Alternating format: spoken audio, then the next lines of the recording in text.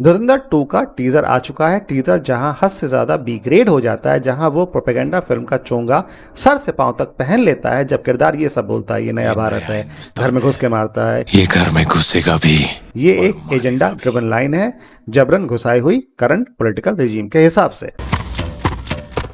जहां आज के दौर में इंडो चाइना लैंड कॉन्फ्लिक्ट अपने चरम पर है, MM Naravane former chief of army staff की बुक 4 स्टार्स ऑफ डेस्टिनी ने बवाल काट रखा है। जनता के दिमाग में भी आने लगा है कि देश कितना सेफ है मौजूदा सत्ता के हाथ में।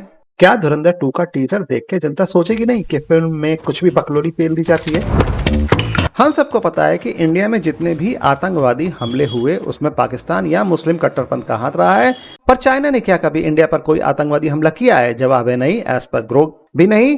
चाइना पाकिस्तान के जैसा टुच्चा देश नहीं है, पर अगर टुच्चे देश पर इंडिया जवाबी हमला करता है तो चाइना टुच्चे देश की हेल्प जरूर करता है अपनी टेक्नोलॉजी से, जैसे कि ऑपरेशन सिंदूर में हुआ। China providing all possible support. पूरी दुनिया को पता लग गया कि चाइना के वेपन से जुड़ी टेक्नोलॉजी किस कमाल की है, रफाल को गिरा देने वाली। पाकिस्तान डिफेंस का 60% सामान चाइना से खरीदता है और इंडिया के खिलाफ उसका इस्तेमाल करता है। तो क्या धुरंधर चीन से बदला लेने की सोचता होगा क्या? या ये ठेका उसने सलमान पर छोड़ रखा है कि गलवान बॉक्स ऑफिस का रण जीत पाती है कि नहीं, और उसके बाद ही शायद धुरंधर चाइना को अपनी लाल आंख दिखाएगा। ये नया भारत है, घर में घुस के मारता है, तो चाइना में घुसने से पहले धुरंधर कितनी बार सोचेगा? लगता है धुरंधर ने MM Naravane former chief of army staff की बुक 4 स्टार्स ऑफ डेस्टिनी पढ़ रखी है और उसकी फट चुकी है। इंडियन फिल्म चाइना में बहुत पैसा कमाती है। दंगल, सीक्रेट सुपरस्टार, अंधाधुन एटसेट्रा इसके कामयाब एग्जाम्पल है।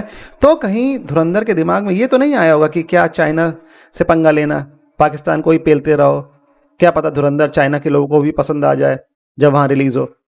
लॉन्ग स्टोरी शॉर्ट, हम चाइना को फिल्मी इमेजिनेशन में भी नहीं पेल सकते हैं। जब मुंबई पर टेरर अटैक हुआ और फिर कसाब की ये इमेज जो वायरल हुई है, खुलेआम आतंकवादी हाथ में मशीन गन लिया हुआ, खौफ का इससे ज्यादा पब्लिक डिस्प्ले क्या ही हो सकता है। और जब फिल्म मेकर इस डिस्प्ले में अपने फिल्मी किरदारों को ढूंढता है, इसका मतलब यही होता है कि उसके कहानी के किरदार रियल लगे देखने में। रणवीर सिंह का ये गटअप गूज़बम्प देता है। कसाब और उसके साथियों ने जब मुंबई पर अटैक किया और गूगल पर जो इमेज मिलती है उसका रिजेम्बलेंस यहाँ इस सीन में देखने को मिलता है। और रणवीर का ये लुक उनकी लंबी दाढ़ी और बाल वाले किरदार से कहीं ज्यादा ऑथेंटिक है।